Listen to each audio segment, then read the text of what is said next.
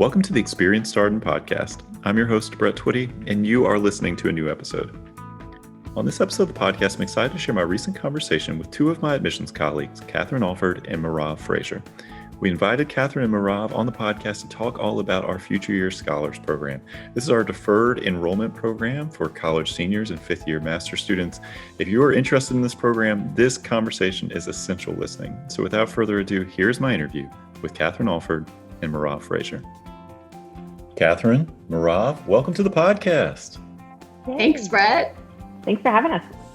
Well, Katherine, your streak stays alive. You might be the most frequent guest on our admissions podcast. Congratulations. And Merav, this is your first podcast episode. Welcome. Thank you. Do we each get an award for our respective accomplishments? The trophies are in the mail. Do not worry.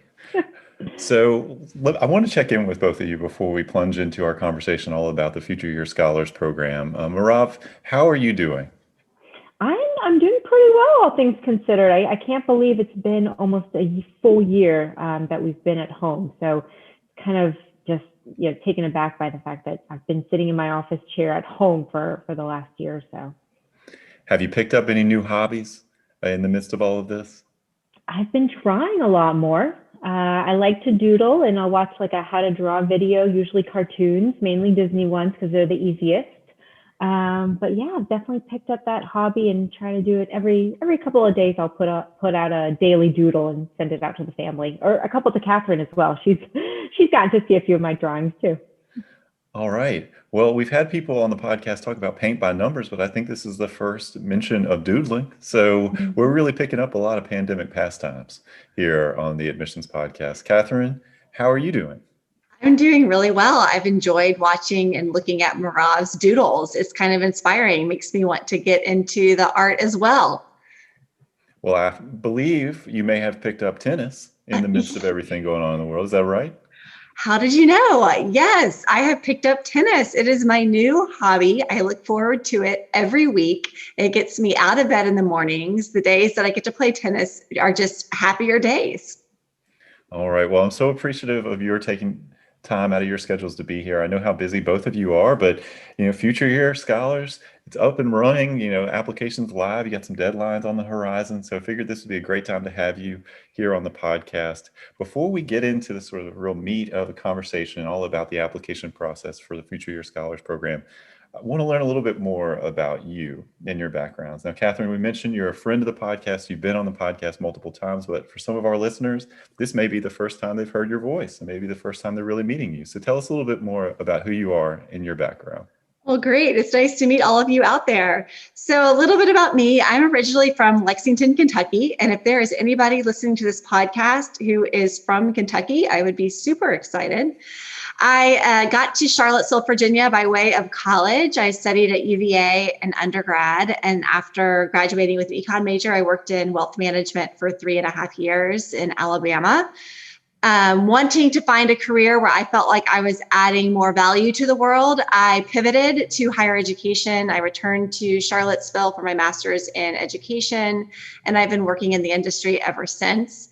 This year marks my 11th year working at Darden in the admissions area, and I've been working with the Future Year Scholars Program for about 5 or 6 years. I think of you as someone who's done a little bit of everything, right? So full-time MBA recruitment, you help out with executive MBA, Future Year Scholars.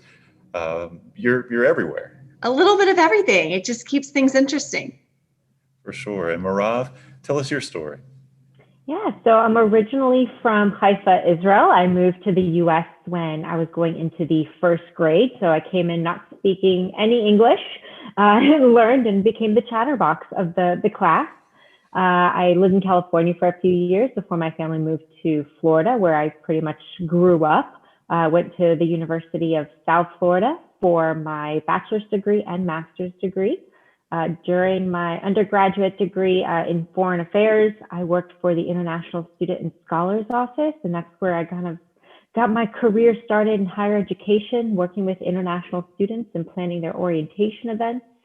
And then I transitioned to international admission and when my now husband, at the time boyfriend, fiance, moved us to Charlottesville back in 2007. I worked for the undergraduate admission office at UVA, and I was there for a little over 10 years before moving on to Darden. And I've been with Darden now for about a year and a half. Also have my hand in a couple of different pots like Katherine, working with dual degree students and some international students, and also the Future Year Scholar program.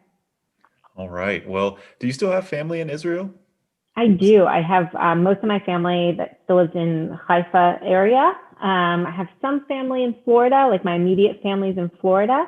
And as I've discovered through Ancestry.com, I have family in New York and family all over. And any Wegbright out there is related to me. So fun fact. Absolutely. Well, thank you both for sharing your background. And we talked a little bit about how you ended up at Darden.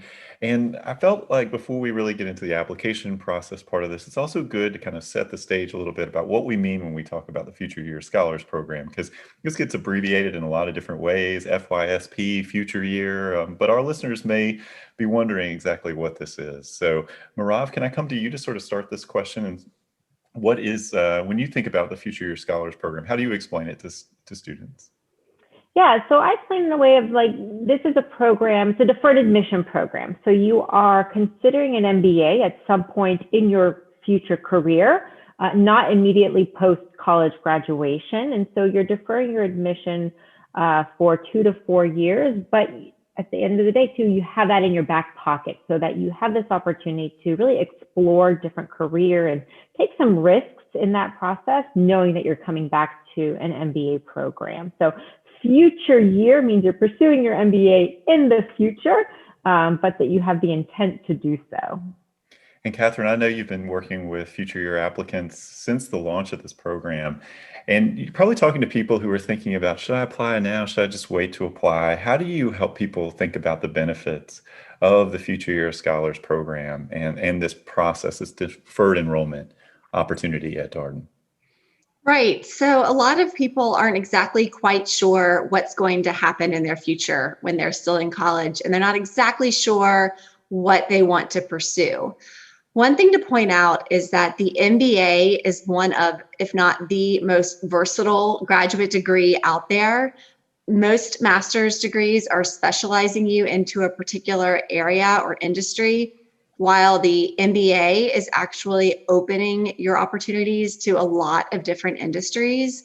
The common theme is that it is a degree for leaders and managers. So if you have already identified yourself as someone who naturally gravitates towards leadership roles and positions, the chances are you're going to find the same trait in the professional environment.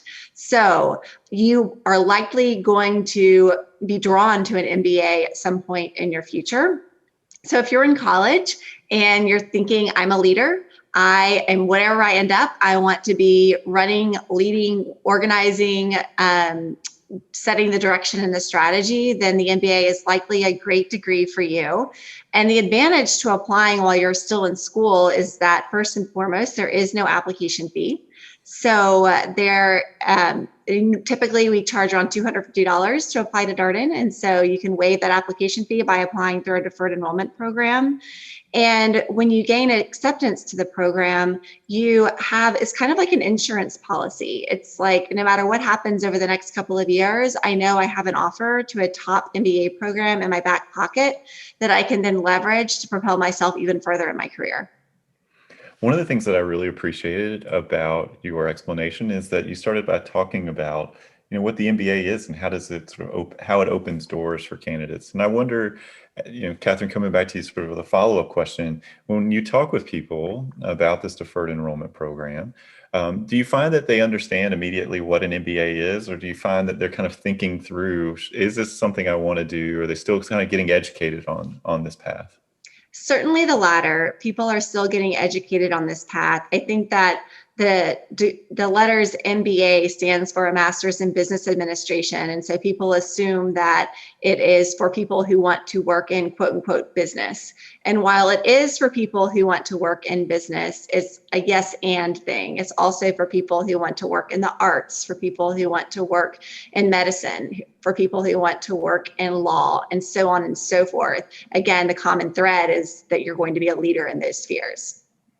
And Merav, when you talk with prospective students who are looking at the Future Year Scholars Program, what do you find do they have any misconceptions about what an MBA is or who does an MBA? We certainly encounter this through our other admissions channels, but I'm wondering what you're hearing from Future Year Scholars. Yeah, and Katherine touched upon this a little bit, but I think the misconception is that it's just for folks who want to go corporate and follow maybe the more traditional rules of finance, or areas that are typically associated with business. And looking at it from a broader perspective, you can go into nonprofit work and really make an impact with the leadership skills that you gain from an MBA program, not necessarily the technical skills of accounting and finance. One of the things I wonder about is, do students oftentimes worry if they have the right background for something like this? So do you hear that from future applicants? Yeah, that's probably one of the more common questions that we receive is, do I need to have a bachelor's degree in business or business related field to be a competitive candidate? And, having any background can lend itself to being a leader, right? You can be a leader in any field or industry. So liberal arts backgrounds are just as welcome, or technical backgrounds like engineering are just as welcome in an MBA program, because everyone's going to have something different to contribute given their education background, but also their work experience background. Katherine, one of the things I really appreciated about the programming y'all have been doing for future year scholar applicants and prospective students this year is it's really kind of taking a step back and trying to help people understand, how Darden works from the student perspective. What was the inspiration for that programming? How did you arrive on, we want to do this stuff that provides maybe a little bit more of a holistic overview? Yeah, again, going back to the question you asked about, do people really understand what an MBA is all about when they set out to apply to business school programs? And the answer is no, and that's totally fine. This is very new space to them. And so we are just trying to get ahead of them as they are exploring the idea of an MBA. We're also trying to provide information about what the MBA is all about, how the MBA is not just about the accounting and the finance skills, but a lot of it is about the softer skills, like the leadership skills, the communication skills, learning how to state your opinion, defend your opinion, how to disagree with people, how to support and encourage other people. And those softer skills are probably the things that our alumni speak most highly of in terms of their experience in the program. And so we've designed some programming over the next couple of months for our deferred students to really gain a better, clearer understanding of the type of education they are about to embark on, so that they can take advantage of their current experiences to get as prepared as possible for what comes next. And when I think about the work that you're doing, I mean, oftentimes you're perhaps the first people to engage with someone on their sort of Darden journey, right? So these are either college students, people in a fifth year master's program, just kind of starting down their MBA path. You might be the tip of the spear for our admissions team, so to speak, as they start off on their MBA journey. So Merav, what do you enjoy about working with future year applicants? Yeah, I think it's just a connection and hearing people's stories and why they're interested in pursuing an MBA. That's probably my favorite part, is the one-on-one connections that we make. Katherine and I both offer opportunities to connect with us through group chats or these one-on-ones, and really just to get a sense of who's out there, who's interested in these MBA programs, and what folks, what their goals are. I think it's getting more and more that people want to make an impact. They want to make a difference. And I really have enjoyed hearing their stories throughout this process. Yeah, can I add on to what Merav was saying? One of the things that I love about working with the Future Year Scholars Program is we get to spend a lot more time with these students, because once they're admitted, they stay with us for a couple of years. So we have 2, 3, 4 years where we are in constant contact with these students. And so having the opportunity to really develop those relationships and encourage these students as they are setting off on their journey, helping them learn about all the resources and opportunities that are available to them. That is what gets me really excited. Yeah, I think it's about setting them up for success. And we have more time to do that with these students than maybe the traditional MBA candidates, and managing expectations as well. I love that we can really help to funnel them through into a successful MBA experience. I have a follow-up question related to that. And so when you think about positioning students for success, we've talked about different things that Darden is doing generally for students, Darden before Darden, Be Ready, this kind of academic prep. There's career resources that are made available prior to the start of school, CDY funding, for example. But Future Year, as Katherine mentioned, is an audience where you're going to have multiple years of engagement prior to these students' matriculation at Darden. And so how do you think about positioning them for success? What's important to you to provide, to the students from a resource standpoint? Merav, let's start with you, and I'm sure Katherine has some thoughts on this too. Yeah, I think both social and then kind of career-driven resources, whether it's a networking event with current future year scholars, ones that are in the deferred pool, or alumni events, and then also offering kind of the fun side, maybe a happy hour event or trivia night that we've had, but also offering those career connections and resources to counsel students to making sure that they're making the correct career moves for themselves now in this 2 to 4 year period, and that they're best prepared for when the recruitment process starts for them at Darden. Katherine, any thoughts? Sure. So yes, exactly what Merav said. In terms of the career support, this year so far, we've had a Q&A for people interested in consulting. So we started off with what is consulting, not assuming that everybody knows exactly what that is, and learning a little bit more about what firms are looking for and how they can be leveraging their current time to prepare and make themselves more competitive for careers in that space. Earlier this week, we did a Q&A for students interested in investment banking. Next, we'll be doing a Q&A for students interested in investing and venture capital and private equity, really trying to expose students to the different industries that are out there. We are also, as Merav said, doing networking. A lot of our future year scholars are interested in connecting with each other, trying to understand who else is out there that's on a similar path. And so we've created a LinkedIn group that's pretty active in terms of students connecting with one another. And once we are able to travel again and be together in person, we will be bringing back our networking events and really enfolding our future year scholars into the Darden community. Our future year scholars will have the opportunity to attend events in New York and DC and all across the globe where they can network with alumni that are living in the same city where they're living and learn from their careers and get a little bit of support in their own. Nice. And of course, Zoom has made it possible to host virtual events, a virtual happy hour, virtual trivia night. I'm not sure we would have been able to pull this off prior to the pandemic. I think if we would have tried to schedule a virtual networking event, people would have been like, why are we doing this virtually? Why don't we just do this in person? But now we've had, I don't know, a year of experience here. And I think it's great because it's democratic. And I mean that in a small d way, that everyone can join wherever you are in the world. You can come and connect. And I can say from my own personal experience, that's been incredible to see the turnout for that. And, people are interested in knowing fellow prospective students, fellow admitted students. So I want to set the stage a little bit here as to where we are in the application cycle for future year scholars. We're recording this, I should say, in early March. And so, Katherine, maybe walk us through what the application cycle looks like for future year scholars. What's available to them? Yeah, so the first thing to cover is eligibility for the Future Year Scholars Program. So the eligible students for this program are those who are in their final year of undergraduate study or a fifth year master's program that will conclude their study. So if you are a senior in college, getting ready to graduate, you are eligible to apply. And we have a deadline on March 15th, as well as a deadline on June 7th. So 2 different deadlines.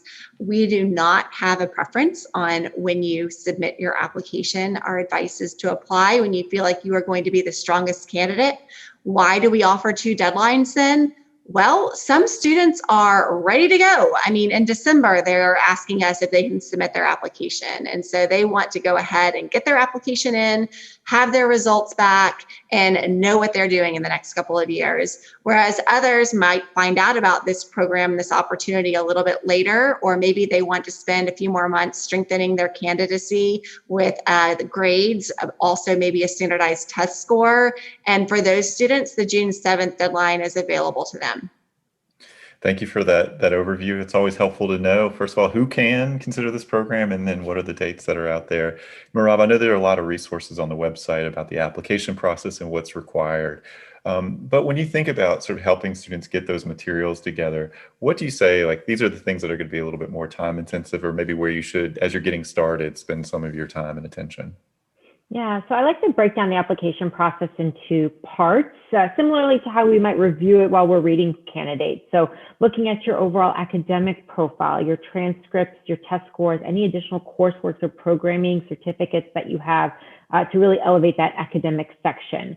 Then looking at your leadership and team-oriented skills. What internships have you held, or jobs you've had in college, or clubs and organizations that you've been a part of and been a leader of?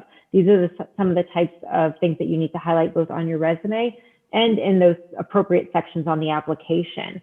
And then finally, like characteristics of yourself and your different qualities that can be shared through a recommendation letter and through your essays, and then also through your interviews. So these are the personal qualities that we assess to see if you're a right fit for the Darden community. Are you the type of student that's going to be engaged both in and out of the classroom? So looking at the application through these three main chunks can kind of help you do a self-reflection. Where do I shine? Where are some areas that I need to improve upon and highlight more or less?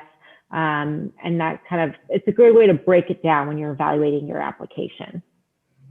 I really appreciate that point, and sort of organizing it in that way really resonates with how we encourage our executive MBA applicants to think about their candidacy, to sort of take that step back and really try to be objective about your strengths and where you might have some opportunities to sort of improve your candidacy and address some gaps that you might have, things like that. Of course, that kind of objective viewpoint is how our admissions committee is going to approach your materials too. And so that's a good vantage point. So Katherine, one of the things that's interesting about the Future Year Scholars Program may be a little bit different than, say, our candidates applying to our full-time MBA, executive MBA, is people have not had the same level of work experience. And so how do you encourage people to sort of think about internships and extracurricular activities? How does that factor into what the admissions committee is looking for when evaluating these candidates? Right. So it's one less data point that we have in our evaluation. So that does mean we put a little bit more of an emphasis on the other aspects of the application that you do have. But what we're really looking for is a demonstration and history of students who are action oriented, who are taking on leadership roles and opportunities. And we're not necessarily talking about being the president of the club, et cetera, but acting as a leader in their own sphere, whatever that might be.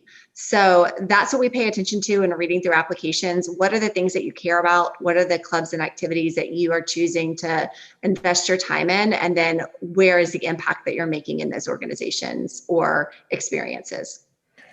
I really appreciate all of those points because, when you think about Darden, it's this really holistic experience, right? It's in class, it's outside of class. We have talked a bunch on the podcast about all the clubs and organizations that exist at Darden. There are over 50 at this point. So people are doing many things in addition to going to class. Merav, how do you approach, obviously, I know you and Katherine are very much aligned on all these kinds of things in evaluation.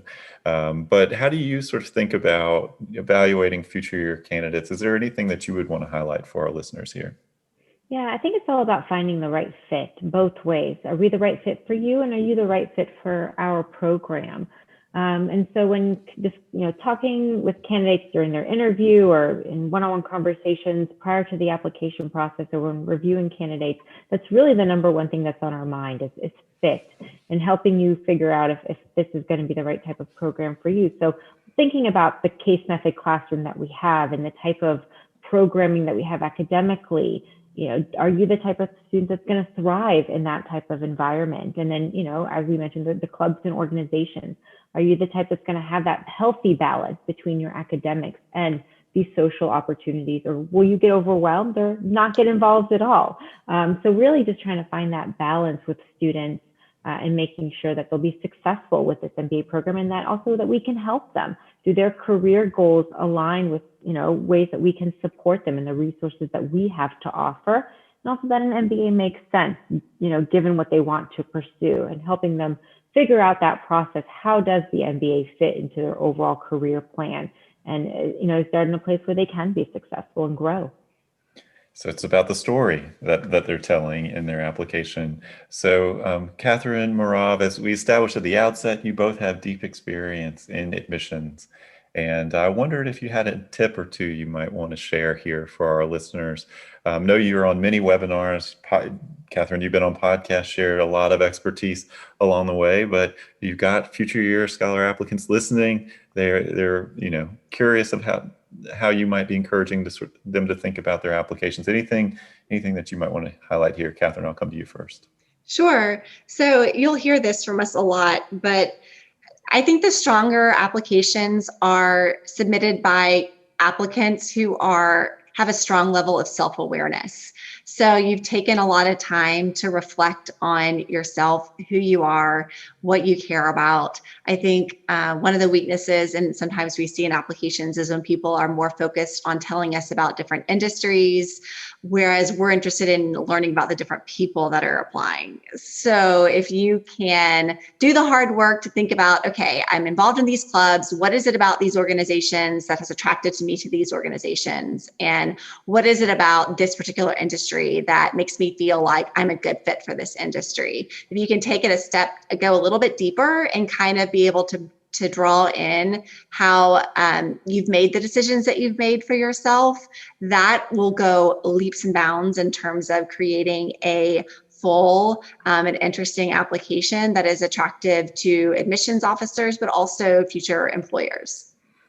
I'm reminded of a conversation that we had with the Darden Military Association here on the podcast. And one of those students really said, look, you need to spend a lot of time with the whys of your story, that kind of self-reflection.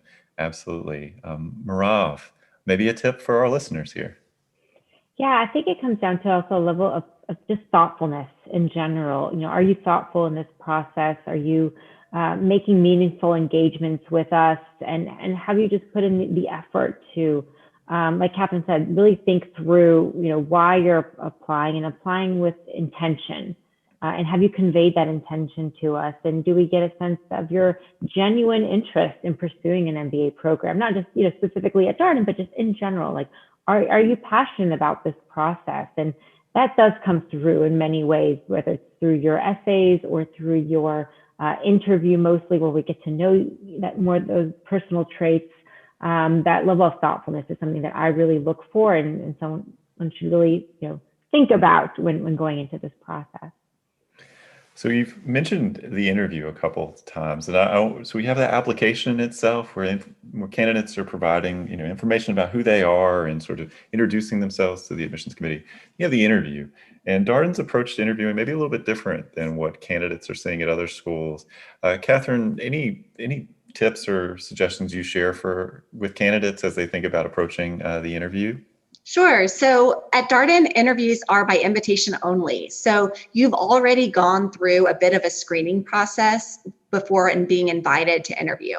So when you show up to interview, we know that you're smart, and we know that you're talented, and we know that you're capable.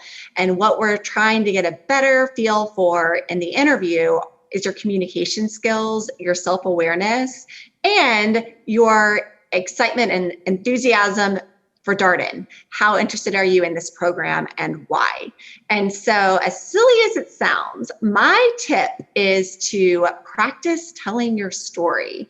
As awkward as it might feel to sit in front of a mirror and talk about yourself, or ask your friend to let you speak about yourself for an extended period of time, practice talking about your background and how you've made the decisions that you've made for yourself thus far, and where you see yourself going in the future. We are not expecting you to have everything figured out. And we don't even expect you to know what you're doing at graduation. But we do want to know that you've put some thought into what you could do after graduation and what your skill set might lend you toward doing. So my advice, again, just practice telling your story and work on your communication skills, and you'll be just great in the Darden interview. And Zoom, I mean, you're doing these interviews virtually these days. Zoom, you have to generate a little bit more of your energy in these interactions because of the distance, the medium, so to speak. And so practicing even a little bit via Zoom can be helpful. Yes, and speaking of that, I have to say, Merav, I'm going to give out a tip on your behalf. Make sure you bring your photo ID to your interview. It's a good tip. That is in the instructions. So make sure you read that interview confirmation email closely. We do ask for a photo ID just to confirm that you are who you're supposed to be. So Merav, Katherine may have stolen your interview tip, but like I said, you've been doing admissions for a while. I'm sure you have a lot of good tips for our listeners when it comes to the interview. What would you share? I would say too, just keep in mind that through the Darden interview process, we actually haven't seen your application or your resume in advance. We don't have it in front of us, nor are we taking notes when we're interviewing you. So be as concise and chronological as you can when telling your story so that we can keep track of where you've been and where you're going. If you're all over the place talking, about your background, and then you go into what your goals are, and then go back to undergrad experiences, it's going to it's going to derail the story and the conversation. And so stay on track is really important, and be chronological in your narrative. But yeah, like Katherine said, just share your enthusiasm with us and show us that you've done the research, that you've connected with other people about the program so that we see your genuine interest in Darden and in pursuing an MBA. So that's a very natural segue to my last question, which is someone's listening to this podcast. They say, wow, this sounds really interesting. I think I might be a good candidate for the Future Year Scholars program here at Darden. What's a resource you recommend to them, a way to learn a little bit more, to make a connection? Where do you encourage people to take that energy and engage? Yeah, I would say definitely schedule a one-on-one conversation with us. So if you go to the Future Year Scholar website, there's a little link that says one-on-one conversation. You can schedule that or participate in a small group chat. That's a way to get to know other prospective students, but also to hear more about the program and get your questions answered. And then engage with us through different webinars that we're hosting throughout the year. That's another great opportunity to get more information, or just send us an email. We're happy to connect and answer, one-off questions through email as well. And Katherine, I know like I said, you've been working with Future Year Scholar applicants and prospective students for a number of years here. You might have some thoughts on how to make the most of those conversations and coffee chats. Any tips you might share with our listeners? Yeah, so in addition to reaching out to us, I also encourage people to reach out to our students that have their MBAs and others in your own network that have an MBA, and ask a little bit more about why they chose to pursue an MBA, their expectation of what an MBA was going to be going in to the program versus their key takeaways coming out of an MBA program. Make sure you talk to people who've selected schools other than Darden and learn a little bit about why they chose one school over the other so that you can start to get a feel for differentiators. Even those schools can be ranked very closely together, you'll find that there are vast differences amongst programs that are closely together. So you want to be sure you know why you're specifically interested in Darden's MBA program. And whenever you're reaching out to someone to learn a little bit more about the program, you can really make a positive impression by coming across as organized and on top of things. So when reaching out through a conversation, have your questions prepared in advance. Know exactly what it is that you're really hoping to learn from the 15 minutes that you have with that person. If it's a student or an alum, make sure you provide some dates and times that are convenient for you to meet with them. Provide a short time limit, 15 minutes is appropriate, and 1, 2, 3 bullet points of the things that you're most interested in learning from your conversation. And if another conversation is warranted in the future, that's fine. But on the get-go, from the onset, just start with a small amount of time and some basic things that you're hoping to learn and go from there. Lots of good tips for all of us to remember there when we reach out to people for informational networking calls. I always encourage candidates to do some preliminary research, just knock off the low-hanging fruit so that when you're engaging with someone, you're asking kind of next level questions that really helps them kind of, you can get their insight, you can get their perspective on something that maybe you can't glean from a website or you can't glean from a more general resource. That's the best use of those kind of one-on-one or small group interactions, in my opinion. So, Merav and Katherine, it's been such a pleasure having you here. Good luck with all your upcoming deadlines and events. I know it's been busy, as always. Thank you for all the work that you do. Any last tip, Katherine?